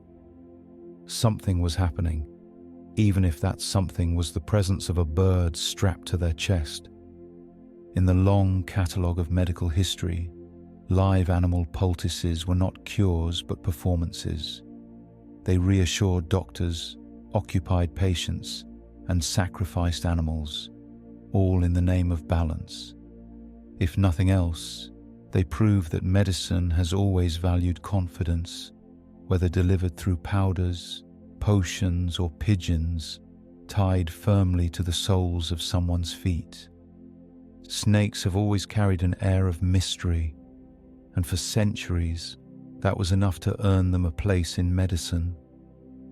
Their ability to shed their skin suggested renewal, their venom hinted at hidden power, and their survival in harsh environments made them seem almost indestructible. To doctors and traveling salesmen, this made them ideal candidates for cures that promised strength and vitality. The result was snake oil, a remedy that eventually became so notorious that its name is still used today as shorthand for medical fraud. The earliest use of snake oil was not entirely baseless. In parts of Asia, real oil rendered from certain snakes was used to ease joint pain. Rich in fatty acids, it may have offered mild relief. But once the idea spread to Europe and North America, accuracy was abandoned in favor of spectacle. Bottles labeled snake oil were sold in markets and from the backs of wagons, their contents often bearing no connection to reptiles at all. What mattered was not the ingredient, but the performance. Salesmen perfected the art of the pitch. They claimed their snake oil could cure headaches, rheumatism, baldness, digestive troubles, and almost anything else that came to mind. To reinforce the message, demonstrations were staged with dramatic flair. A customer might be called forward to rub the oil on an aching joint, while the salesman announced loudly that relief was already on its way. Sometimes accomplices in the crowd, paid in advance, would swear by the cure, convincing others to buy. The actual liquid inside the bottle varied. Some contained vegetable oil, alcohol, or camphor. Others were mixtures of herbs that smelled medicinal, but did little more than perfume the skin. A few contained dangerous additives like turpentine or opium. Consistency was not the point. What counted was that the label said cure, and the man selling it said the same, loudly and often. Despite its dubious nature, snake oil sold extremely well. Communities with little access to professional medicine were eager to believe in quick fixes. Compared to leeches, purging, or animal poultices, a simple bottle of oil seemed mercifully easy. Even if it failed, the loss was no worse than enduring other bizarre remedies. The sense of hope, however fleeting, was often worth the price. In the end, snake oil came to represent not just one product, but an entire category of empty promises. Its endurance proves how medicine has always been vulnerable to confidence and charisma. People wanted to believe, and belief was often more persuasive than evidence.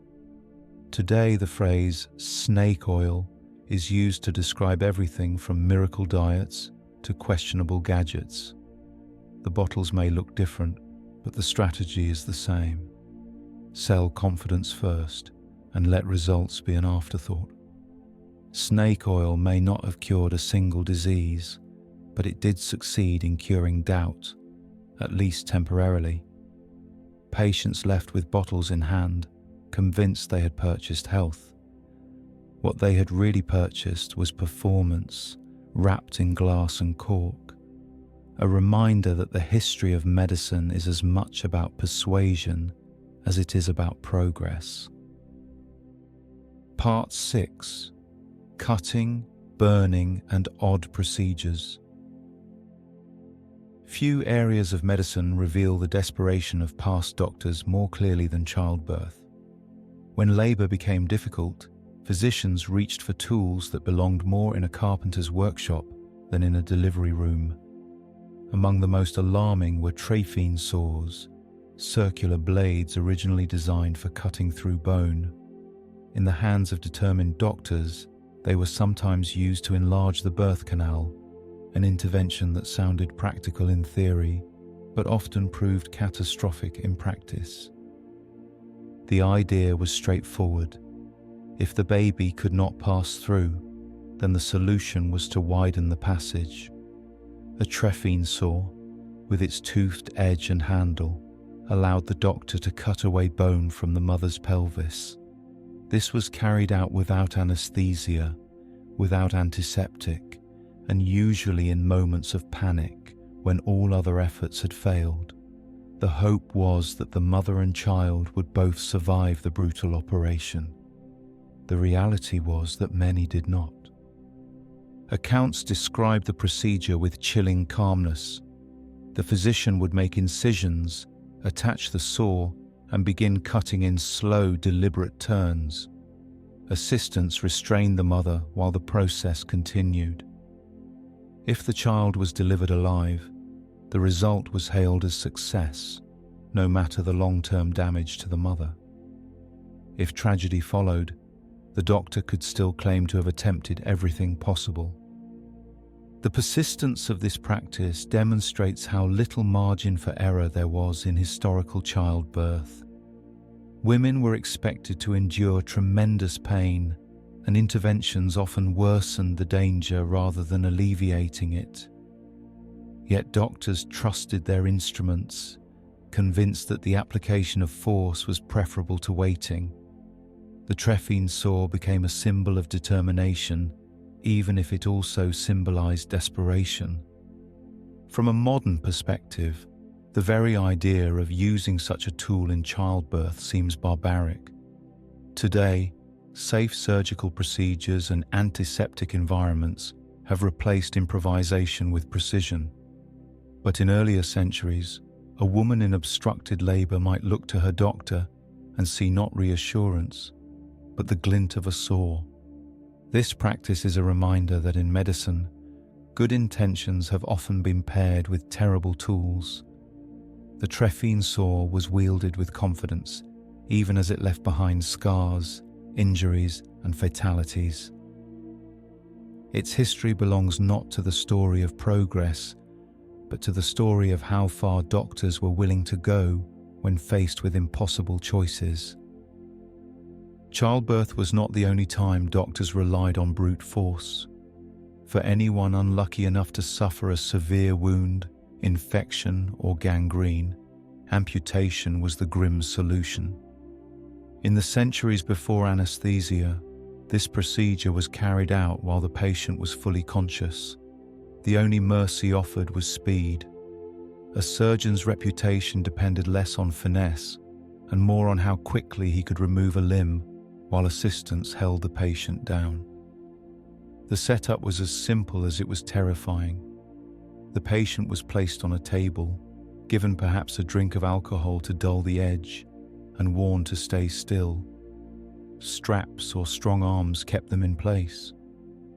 The surgeon then used a sharp knife to cut through flesh and muscle, followed by a saw to reach the bone. A skilled operator could complete the process in just a few minutes, sometimes under 2 if he was particularly celebrated for his speed. The faster the cut, the less time the patient had to struggle, though less time was a relative comfort. Pain was not the only concern. Without antiseptics, the risk of infection was enormous. Instruments were rarely cleaned between patients, and wounds were often left open to the air. Gangrene, sepsis, and death were common outcomes. Yet in the absence of alternatives, amputation was considered a life-saving measure. If the patient survived the surgery and avoided infection, the doctor was praised. If the patient did not, the disease was blamed. The psychological toll was immense. Accounts describe patients screaming until they lost consciousness, or biting down on wood until their teeth broke. Some fainted from shock, which surgeons sometimes considered a blessing. Others had to be physically restrained throughout, making the operating room resemble less a place of healing and more a scene of controlled violence. Despite the horrors, amputations became increasingly common during wars, where battlefield injuries demanded quick solutions. Surgeons carried kits of knives and saws, ready to operate under tents or in open fields. Soldiers often lined up waiting their turn, knowing full well what awaited them.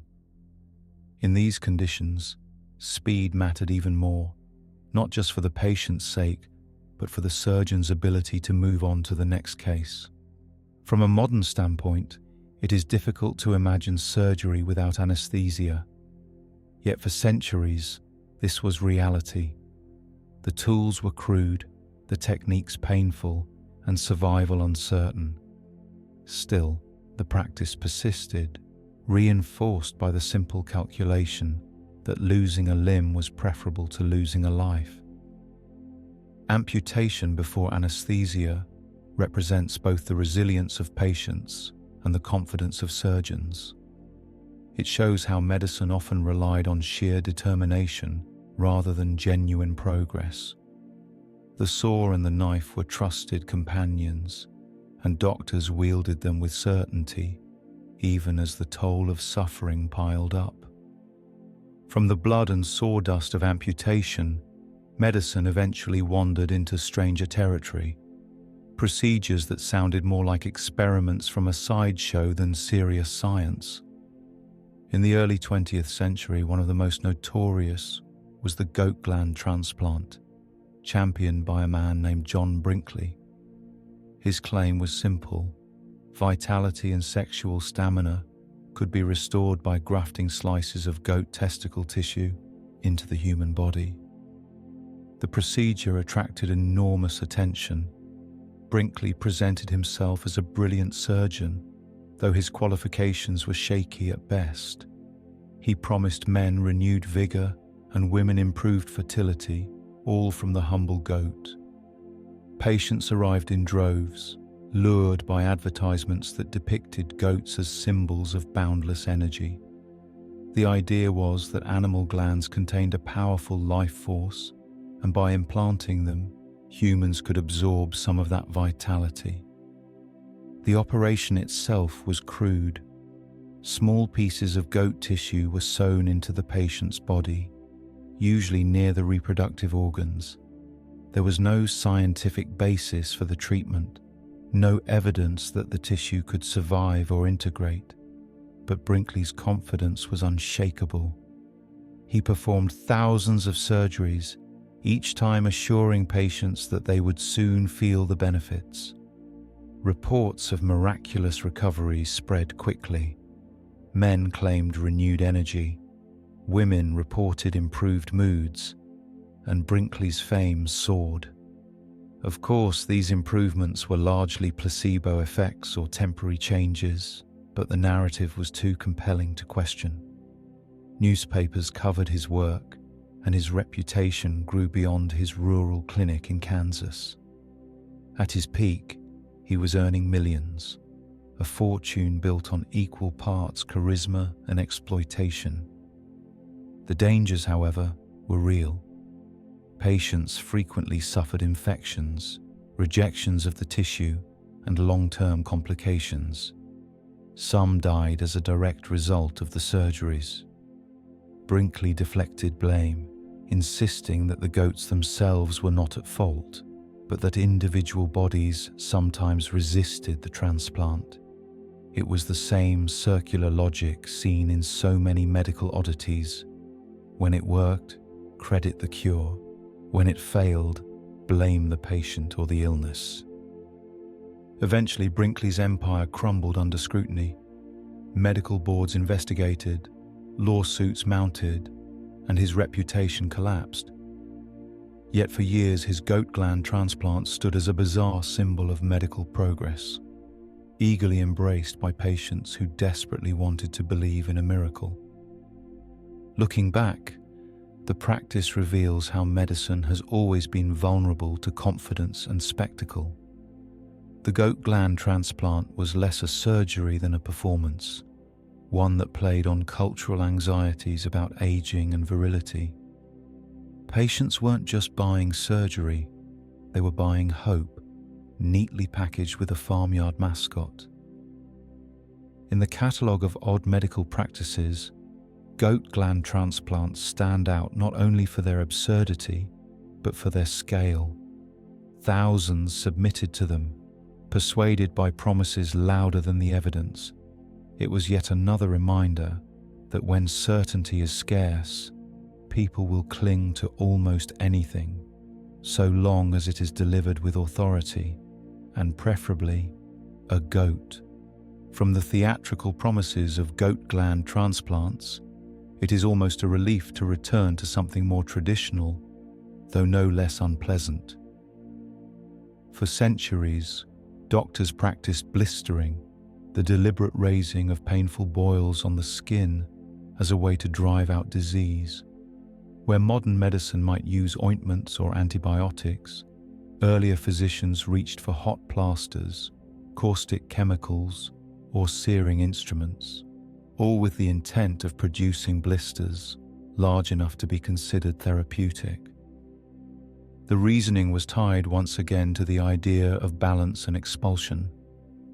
Illness was thought to linger in the body like poison in a sealed vessel. By drawing fluid to the surface and forcing the skin to bubble, doctors believed they were pulling sickness out. The more dramatic the blister, the greater the supposed healing. Patients were assured that their pain was evidence of progress, though most probably suspected otherwise as their skin reddened, burned, and swelled. The methods were varied. Some physicians used heated metal or boiling water applied directly to the skin.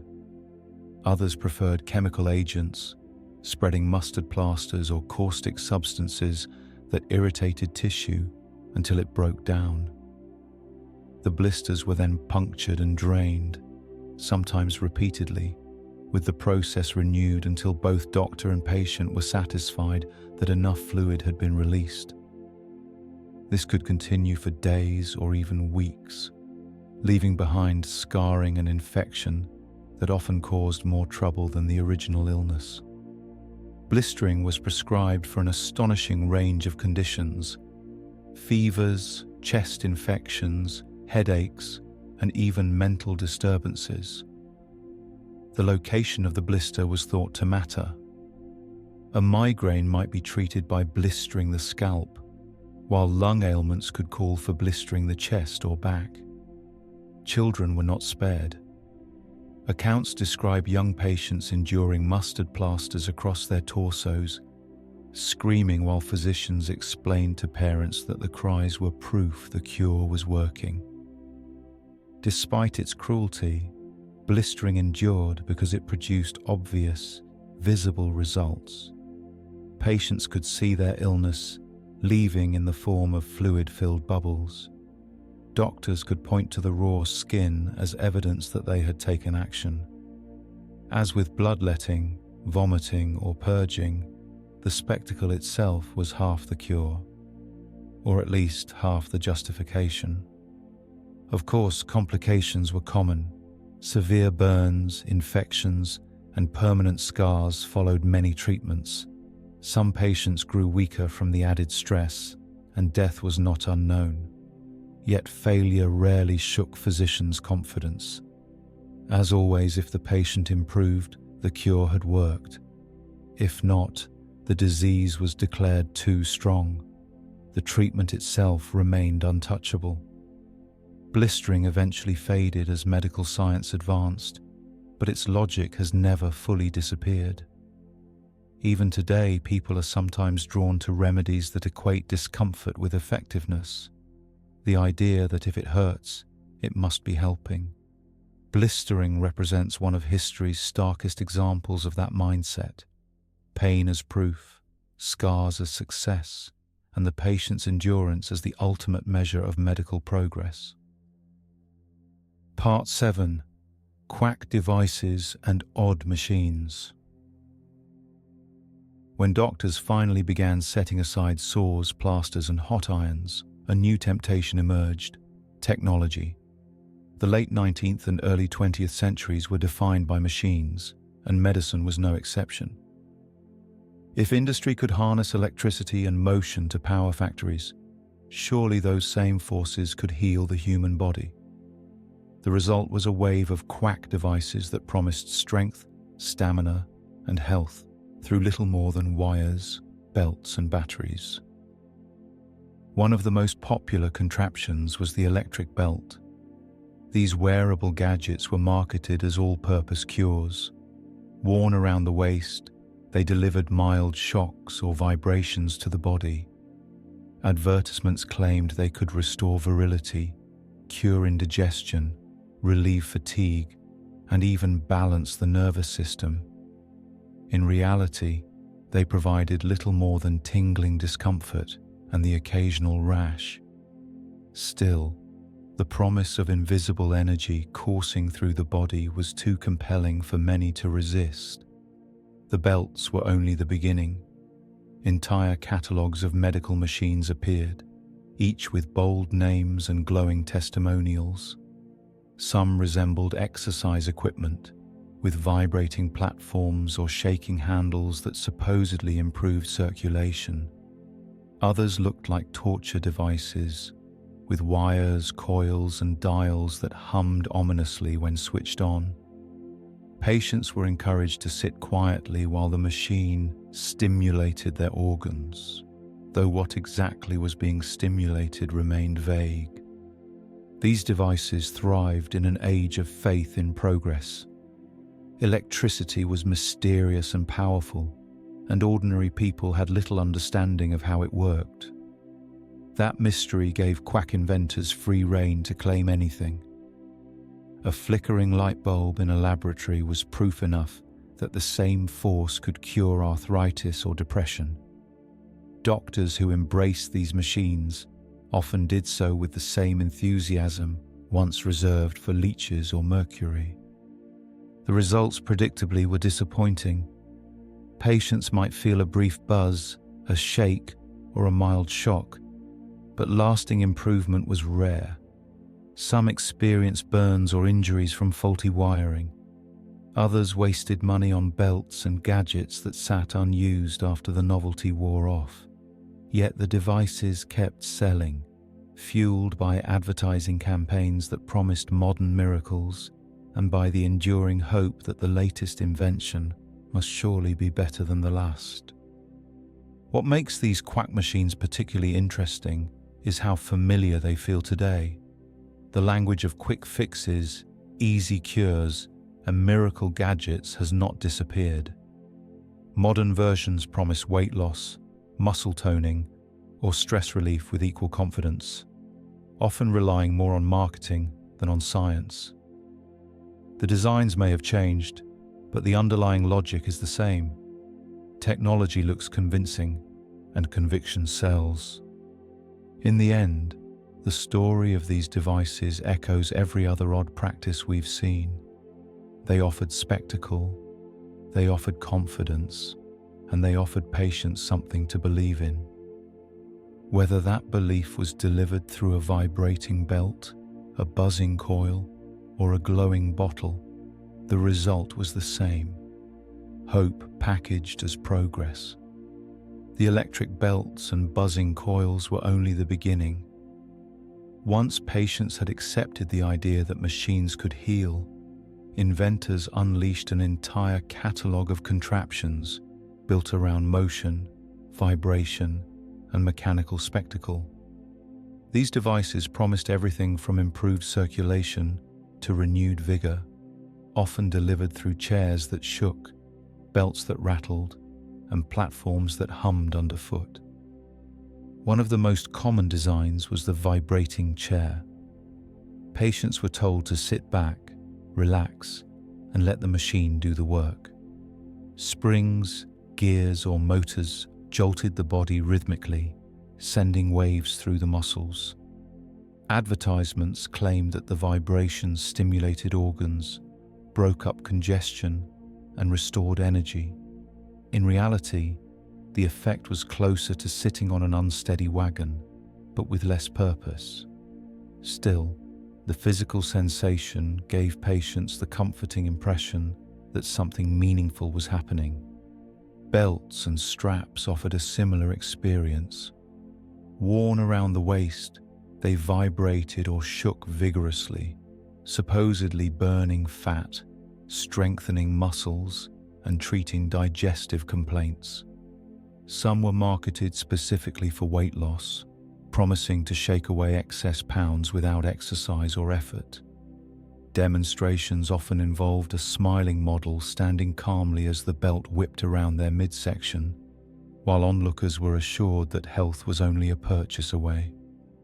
Larger contraptions filled entire rooms, platforms rocked back and forth, pulleys lifted and dropped weights, and patients were strapped into harnesses that swung or jolted them rhythmically. These machines looked impressive, which was often half the battle. Their presence alone suggested progress, regardless of whether they accomplished anything beyond rattling bones and loosening teeth. The persistence of these devices was fueled by the same logic that had sustained bloodletting and purging. If a treatment caused a reaction, it must be effective. Patients left sessions sore or shaken and interpreted the sensation as proof of improvement. For doctors and entrepreneurs, the machines offered another advantage. They could be sold, rented, or charged for repeatedly, turning medicine into a steady business of motion. Modern eyes may see these contraptions as laughable, but the pattern is familiar.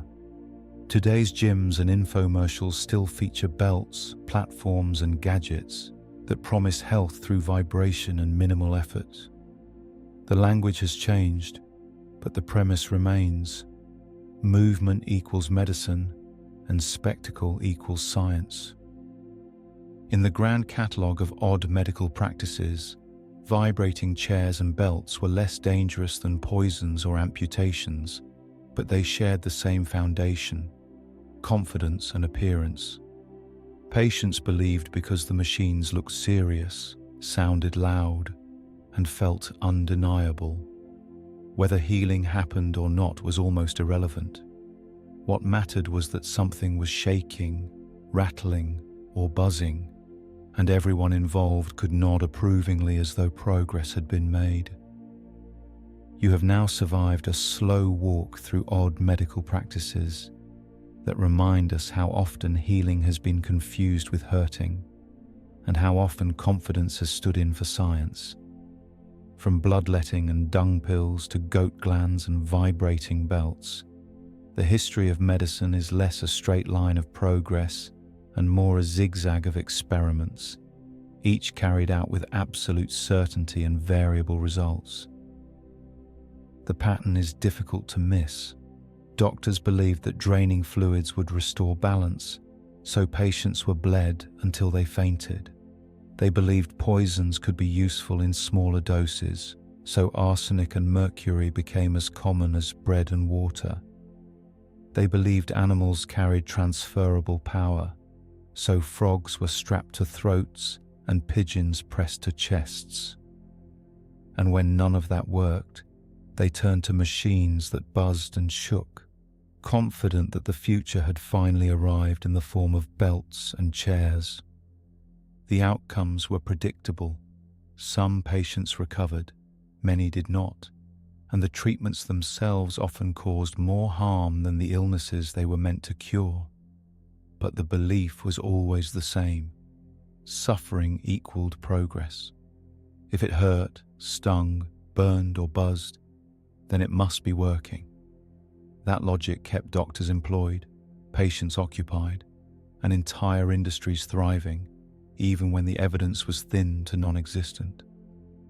Modern medicine may feel like a safe distance away from these oddities, but echoes of them remain. Miracle tonics have been replaced by supplements with bold labels. Vibrating belts are now marketed as fitness tools. Confidence is still packaged and sold, though with better lighting and marketing campaigns. The bottles and machines look different, but the promises sound remarkably familiar. The real lesson of these practices is not simply that doctors of the past were misguided. It is that certainty is seductive. A confident explanation, no matter how implausible, is easier to believe than uncertainty. Patients wanted to feel that something was being done. Doctors wanted to feel that they were doing something. And between the two, 1,000 strange remedies found their way into history. So, as you close your eyes tonight, take comfort in the knowledge that you will not be bled, blistered, purged, smoked, strapped to a pigeon, or strapped into a vibrating chair. Modern medicine has its flaws, but at the very least, it tends to avoid goat glands and glowing bottles. That in itself is progress worth celebrating, quietly and preferably without mustard plasters. You have reached the end of this episode of the Boring Files Saga. None of this will improve your health. It may, however, improve your appreciation for antibiotics and ibuprofen, and with any luck, it has also done its real job, boring you to the point of sleep.